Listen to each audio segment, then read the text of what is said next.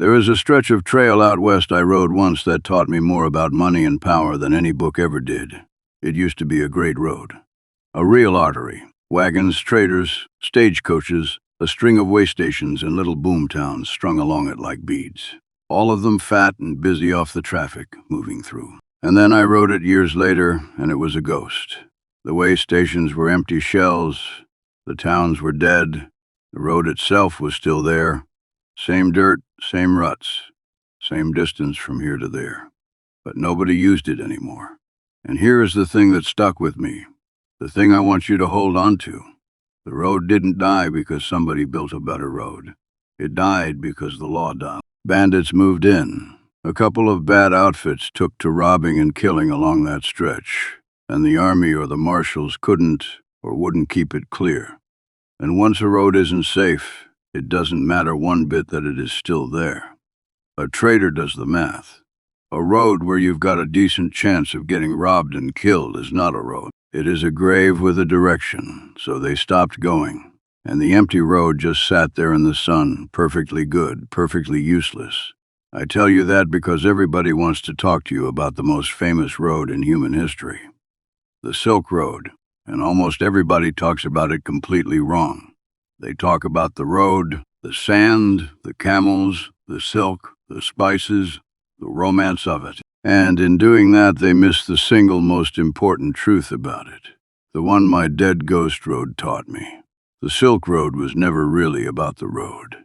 And once you understand what it was actually made of, you understand why it rose, why it fell, and a hard lesson about every road, every trade, every fortune that has ever moved across this earth. Let me show you. Here is the first thing that breaks people's brains about the Silk Road, so let's get it out of the way. The road was always there. The geography never changed. The mountain passes, the desert crossings, the oasis stops. The physical route between China and the West sat right where it sat for thousands of years. Before the Silk Road boomed and after it died, the dirt did not move. So if the path was always physically available, then the Silk Road rising and falling can't really be about the path. Something else was switching on and off. Something that turned the same fixed stretch of ground from a roaring highway of fortunes into an empty, deadly waste. And sometimes back again. Picture what it actually took to be a trader on that route. You are going to travel thousands of miles. You will pass through dozens of different territories, ruled by dozens of different powers who don't speak your language, don't share your gods, and have no particular reason to care if you live or die. You are carrying goods worth a fortune. That is the whole point. Silk and jade and spice are valuable enough to be worth hauling that far, which means you are the entire way, a walking treasure chest crossing some of the emptiest, most lawless country on earth, where one band of raiders could end your life and your whole fortune in an afternoon. Now ask yourself the only question that matters. Why would anyone ever do that? Why would a sane person load up everything they own and walk it into that? And the answer is the entire secret of the Silk Road. They would only do it if, somehow, the odds were good enough. If there was enough safety, enough order, enough predictability along the way that a reasonable person could look at the risk and the reward and decide the trip was worth taking. The Silk Road existed only during the windows of history when somebody was making that stretch of ground safe enough to cross. That was the real road, not the dirt, the safety. So who provided it? Who made thousands of miles of bandit country safe enough that a man would bet his life and fortune on crossing it? The answer is big, strong, stable empires. The Silk Road's great booms line up, almost perfectly, with the moments when powerful states sat at its ends and along its length, holding the whole thing open by main force. Think about what an empire actually does for a trade route beyond just existing. It garrisons the dangerous stretches, puts soldiers in the desert, runs patrols, builds forts at the waterholes. So the raiders think twice. It builds and protects the way station. The caravan stops where a trader can sleep, water his animals, and not get his throat cut in the night. It enforces some kind of common rules, so that a merchant robbed in one place has somebody to complain to, so that contracts mean something. so that the local strongmen can't just seize your goods on a whim without answering to anyone.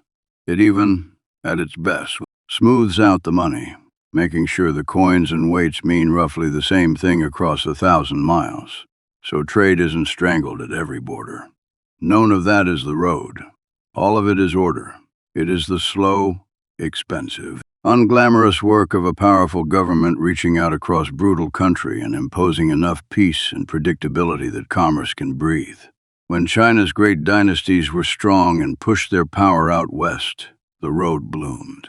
When strong empires held the middle and the far end too, the whole length lit up at once. The single greatest boom of all came when one power briefly held almost the entire route under a single rough order. And suddenly a merchant could travel from one end of Asia to the other under something close to one law. And trade exploded like it never had before. The road didn't get shorter or smoother in those years. It got safe. That was everything. So now you know the real machine. The Silk Road was never a road. It was a standing achievement of political order. A temporary, expensive, hard-won bubble of safety blown across the most dangerous ground on Earth, and held open only as long as someone strong enough was willing and able to keep blowing. Which tells you exactly how it dies. The Silk Road dies the same way my ghost road out west died. Not from a better route, from the failure of the order that made it possible. When the empires that held it open grew weak, or fell, or pulled their power back home to deal with their own troubles, the bubble of safety collapsed, and the road, still physically perfect, became a grave with a direction. Watch the dominoes, because every one of them is about order, not geography. A great dynasty at one end weakens and loses its grip on the western frontier. The garrisons get pulled back. The forts go unmanned. The patrols stop. Now that long, dangerous stretch has no one keeping it clear, and the moment the strong hand lifts, the country doesn't stay peaceful out of habit. It shatters fast into exactly the thing I've shown you before.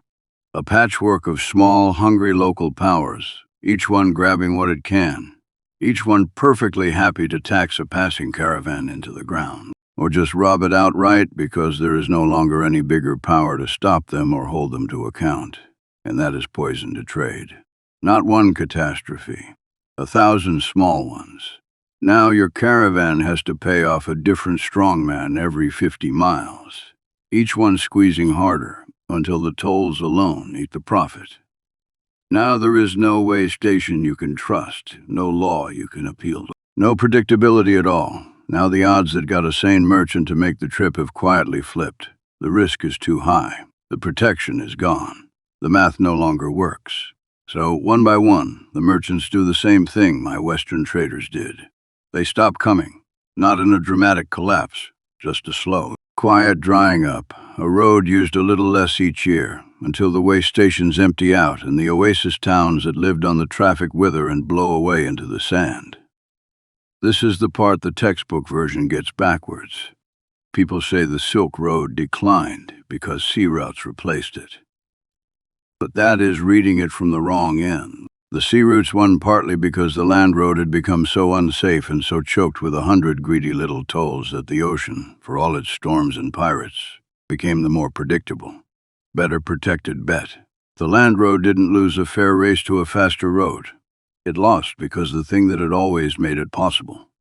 Order, a single strong hand keeping the peace, drained away and left only the dirt. And the dirt, as I learned out west, was never the part that mattered. Now let me pull this all the way out, because the lesson here is far bigger than one old road, and it is one of the most important and least understood truths about how the world actually works. We have a deep habit of crediting the visible thing and ignoring the invisible thing that makes it possible. We look at the Silk Road, we see camels and silk and sand. So we think the story is about camels and silk and sand. But the camels were always available. The silk was always valuable. The sand never moved. The thing that actually switched the whole road on and off was invisible. It was the presence or absence of order, safety, enforced rules, predictability, a power big enough to keep the peace across the dangerous ground. That invisible layer was the real infrastructure. The dirt was just the dirt. And here is why that should matter to you, sitting wherever you are sitting. In a world that runs on trade more than any world in history ever has. Every good that reaches you from across an ocean. Every supply chain feeding your town. Every fortune that moves across borders today. All of it is riding on the exact same invisible infrastructure the Silk Road rode on. Not mainly the ships and the roads and the wires, though those matter.